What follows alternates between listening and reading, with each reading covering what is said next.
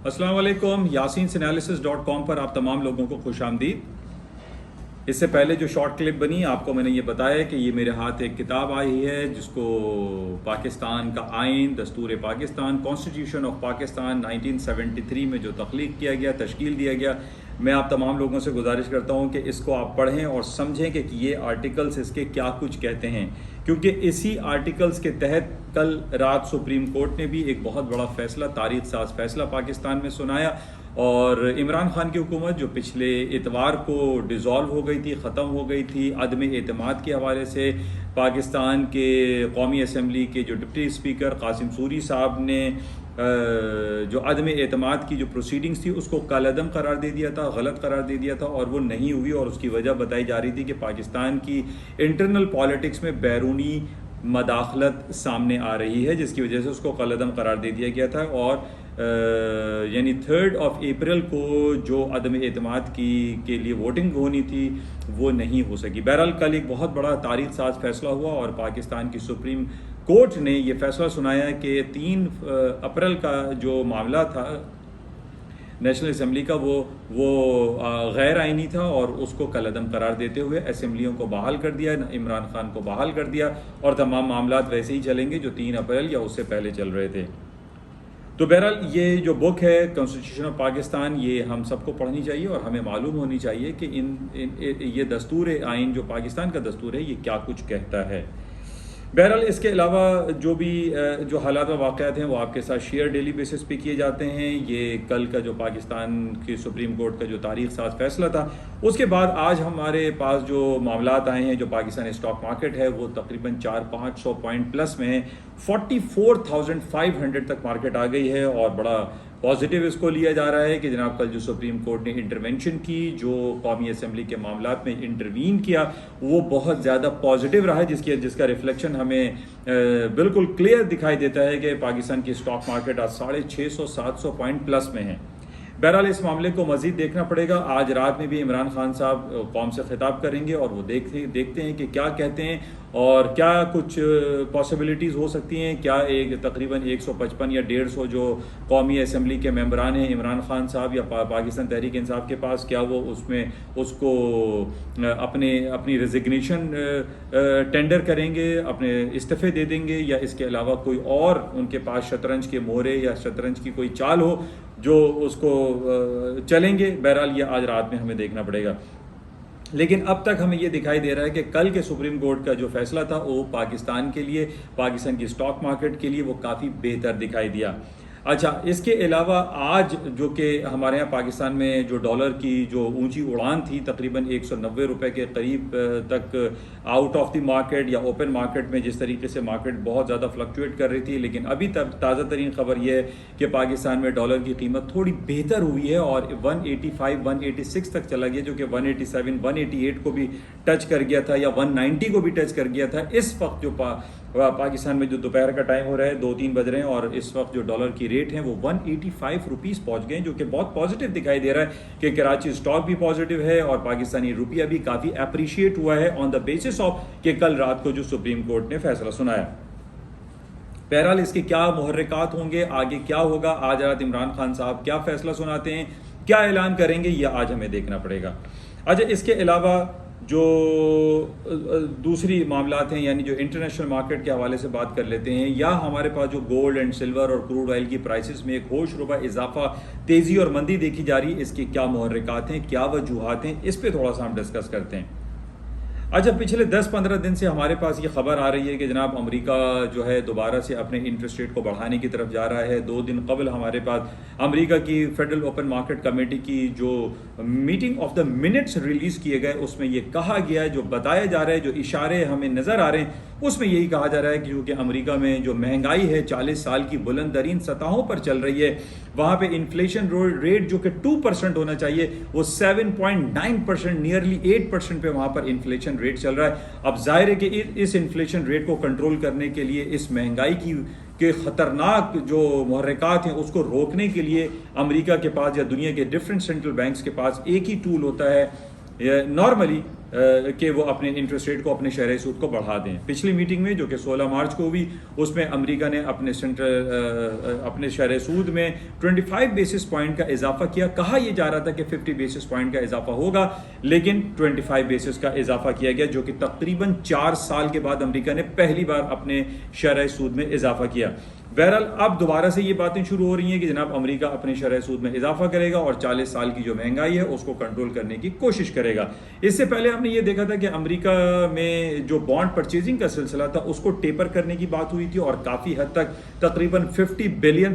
के बॉन्ड की जो परचेजिंग थी उसको टेपर कर दिया गया था। और आइंदा जो मीटिंग होगी माइट के फर्स्ट वीक ऑफ मई गालिबन है, उसके अंदर यही कहा जा रहा है कि अमेरिका अपने शरह सूद में इजाफा कर देगा और ये भी हो सकता है कि वो बॉन्ड की परचेज को मजीद टेपर करके उसको जीरो तक लाने की कोशिश करेगा, ताकि इस महंगाई की वबा को कह लीजिए, ये भी आप कह लीजिए कि जो महंगाई का जो पैंडेमिक है इसको भी कम करना पड़ेगा।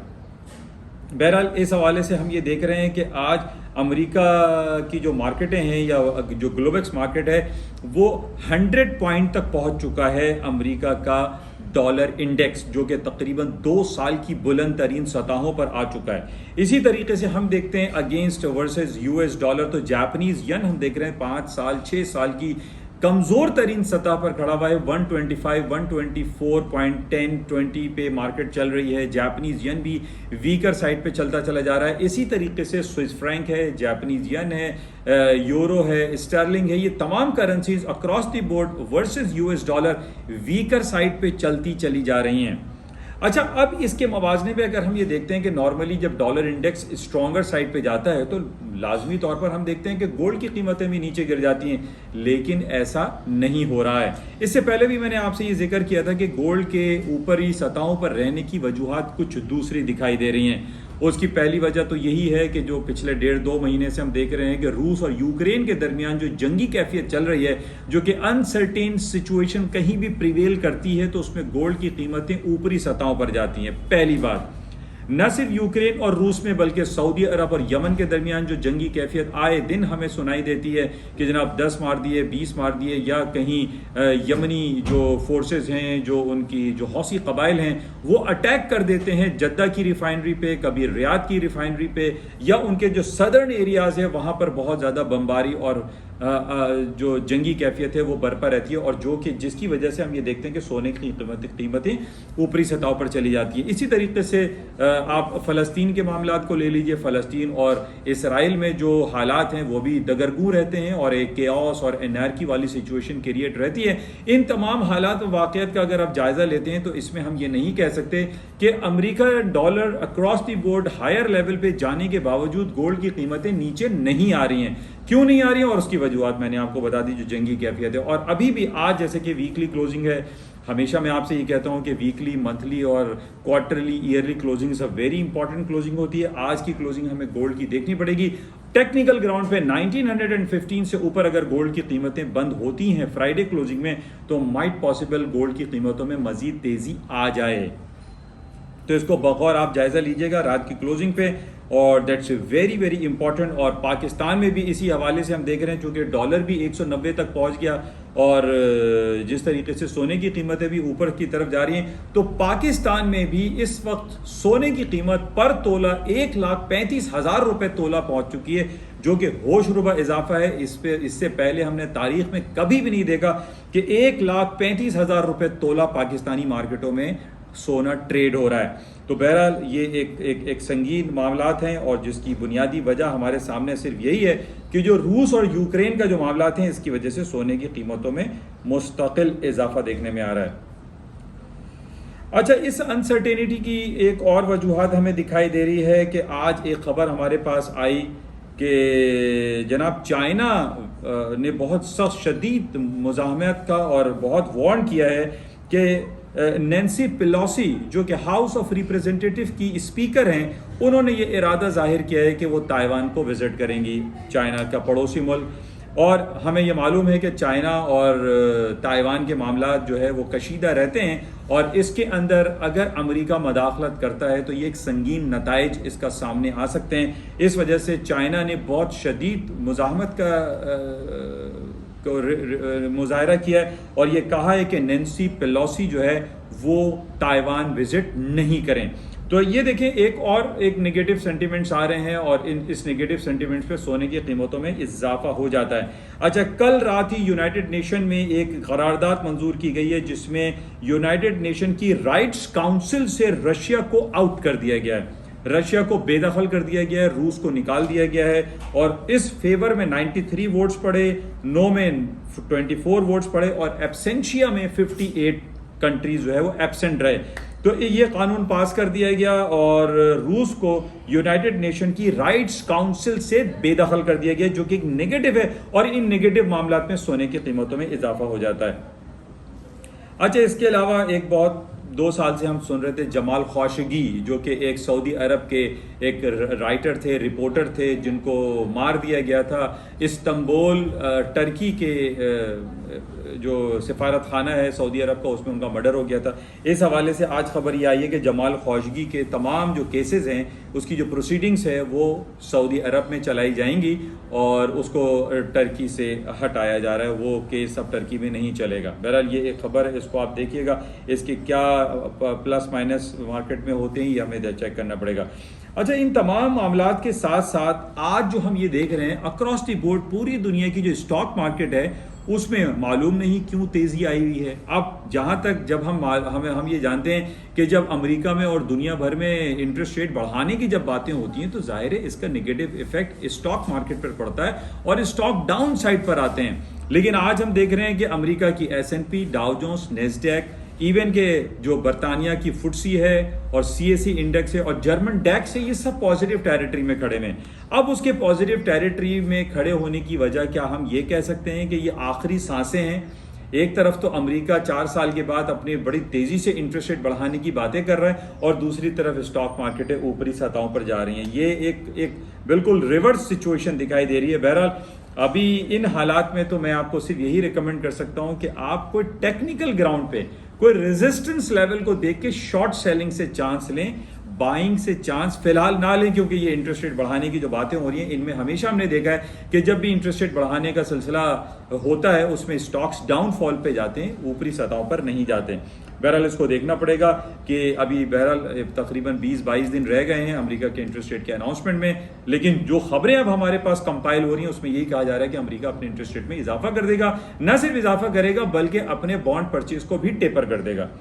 अच्छा, इसके साथ ही आज हमारे पास खबर थी इंडिया की तरफ से। इंडिया का जो इंटरेस्ट रेट की अनाउंसमेंट थी 4% पे उन्होंने इंटैक्ट रखा है, अनचेंज रखा है। उनका जो रेपो रेट था रीपर्चेज ऑप्शन उन्होंने उसको भी चेंज नहीं किया, 3.5% था, 3.5% पे इंडिया ने भी अपने इंटरेस्ट रेट को चेंज नहीं किया। लेकिन पाकिस्तान ने आज बड़ा कल एक सडन सरप्राइज दिया है पूरी दुनिया को कि पाकिस्तान ने 2.5% अपने इंटरेस्ट रेट में इजाफा कर दिया। स्टेट बैंक ऑफ पाकिस्तान के रजा बाकर साहब जो गवर्नर हैं उन्होंने अनाउंसमेंट किया कि पाकिस्तान अपना इंटरेस्ट रेट 9.75 से बढ़ाकर 12.25 कर रहा है, यानी 12.25% पाकिस्तान का इंटरेस्ट रेट हो गया है, डबल डिजिट में आ चुके हैं। और इसका नेगेटिव इंपैक्ट आज आना चाहिए था स्टॉक मार्केट में, लेकिन आज स्टॉक मार्केट पाकिस्तान की प्लस में 500-600 पॉइंट प्लस में, और प्लस आने की वजह सिर्फ यही है कल रात को जो सुप्रीम कोर्ट का एक तारीख साज फैसला सुनाई दिया उसकी बेसिस पे स्टॉक मार्केटों में एक तेजी दिखाई दे रही है। अच्छा, इसके साथ हम 2-3 दिन से ये देख रहे हैं कि पूरी दुनिया में जो क्रूड ऑयल की प्राइसेस हैं उसके अंदर बहुत ज़्यादा अप्स एंड डाउन्स आ रहे हैं। यानी कहाँ कभी जो ब्रेंट ऑयल है $104 हो जाता है, $110 हो जाता है, कभी हम आज कल देख रहे हैं कि 95, 97, $98 पे तेल की कीमतें हैं। हमें एक तरफ खबर ये मिलती है कि पूरी दुनिया में जो क्रूड ऑयल के जो रिजर्व्स हैं वो डिक्लाइन कर गए हैं। तो इन डिक्लाइन करने पे क्या होता है कि बाजारों में ऊपरी सतहों पर जाना चाहिए, लेकिन उसके साथ साथ हमारे पास ये खबर भी आ जाती है कि जो स्ट्रैटेजिक रिजर्व्स हैं, जो स्ट्रैटेजिक रिजर्व्स रखे हुए हैं पूरी दुनिया में तेल के, उनको निकाला जा रहा है, जिसकी वजह से तेल की कीमतों में कमी वाक़ई हो रही है। और अमेरिका ने भी स्ट्रैटेजिक रिजर्व्स अपने रिलीज कर दिए हैं, सऊदी अरब, मुत्तहदा अरब इमारात। और इसके साथ साथ जब हम ये खबरें सुन रहे थे कि जनाब रूस ये कह रहा था कि जनाब मैं पेट्रोल और डीजल और जितने भी एनर्जी सेक्टर है इसकी जो सप्लाई है यूरोप को वो मैं ख़त्म कर दूंगा अगर हमारे ऊपर शदीद सैंक्शंस लगाए गए। लेकिन हम ये देख रहे हैं कि अमेरिका एक सुपर पावर है, उसके बाद बहुत सारे टूल्स मौजूद होते हैं, और उसने सऊदी अरब को भी ये कहा है, यूरोप ने यानी बरतानिया ने भी ये कहा है कि वो अपने पेट्रोल की सप्लाई को बढ़ाएं, क्योंकि एक तरफ से देख रहे हैं कि रूस में जाहिर है जब वो सप्लाई नहीं देगा तो उनको कहीं ना कहीं से तो माल खरीदना है। तो हम ये देख रहे हैं कि मुत्तहिदा अरब इमारात, ईरान है या सऊदी अरब है, ये जितने अरब कंट्रीज हैं उन्होंने अपनी पैदावारी सलाहियत में इजाफा कर दिया है, जिसकी वजह से तेल की कीमतें नीचे आ रही हैं। प्लस जो स्ट्रेटेजिक रिजर्व थे उनको भी खोल दिया गया है। तो अब तेल की कीमतों में हम ये नहीं कह सकते कि जनाब $120-125 ऊपर चला जाएगा, क्योंकि हमारे पास ये जो टूल्स दिखाई दे रहे हैं स्ट्रेटेजिक रिजर्व्स के, और अरब कंट्री से जो तेल की जो पैदावारी सलाहियत है उसको बढ़ाने का जो कहा गया है, जिसकी वजह से तेल की कीमतें नीचे हैं और ये मजीद नीचे आ सकती हैं। अब ये फैक्टर लाई नहीं कर रहा कि जनाब रूस अटैक कर देगा, रूस बंद कर देगा, रूस पेट्रोल देना बंद कर देगा, तो जिसकी वजह से ये गुमान पैदा हो चला था 1.5 महीने पहले कि तेल की कीमतें $150 और $200 हो जाएंगी। लेकिन ऐसा नहीं हो रहा, इसको कंट्रोल कर लिया गया है और मार्केट दोबारा नीचे की तरफ आ गई है। इसके अलावा हमारे पास जो जुमे को rig count RIG rig count की जो रिपोर्ट आती है उसमें भी हमने देखा पिछले हफ्ते भी हमारे पास रिग काउंट प्लस में आए थे, जिसकी वजह से तेल की कीमतें नीचे की तरफ आ रही हैं। बहरहाल इसमें नीचे आने के मौके मौजूद दिखाई दे रहे हैं। अच्छा, इसके साथ हमारा एक छोटा सा मुल्क है श्रीलंका, तो वहाँ पे बड़ा एक टर्मोइल आया हुआ है, एक इकोनॉमिक एंड फाइनेंशियल क्राइसिस से गुजर रहा है। हमारी तो यही दुआ है कि चूँकि सार्क कॉन्फ्रेंस इतनी ज़्यादा इफेक्टिव नहीं है, लेकिन सार्क अगर इफेक्टिव होती तो पाकिस्तान भी श्रीलंका को अपनी मदद जो है वो कर सकता था। लेकिन हम हुकूमत पाकिस्तान से यही कह सकते हैं कि हमारे एक सार्क मेंबर है, इसकी मदद लाजिमी तौर पर करनी चाहिए। ये कुछ खबरें आपके साथ शेयर की गई हैं, उम्मीद है इनसे आप अपने पोर्टफोलियो को बेहतर तौर पर मैनेज कर सकते होंगे। इंशाल्लाह राब्ते में रहेंगे। 2 दिन हफ्ता इतवार छुट्टी रहेगी, और इसमें अगर कोई इंपॉर्टेंट न्यूज़ रही, आर्टिकल्स रहा, जिस तरीके से रूस और यूक्रेन के हवाले से हम देख रहे हैं, या यमन और सऊदी अरब के हवाले से कोई इंपॉर्टेंट डेवलपमेंट हुई तो आपके साथ इंशाल्लाह शेयर की जाएगी। जाते हुए आपसे गुजारिश कि इस यूट्यूब चैनल को भी और ये जो yasinanalysis.com है इसको आप लाइक करें, ज्वाइन करें ज़्यादा से ज़्यादा। थैंक यू, खुदा हाफिज़।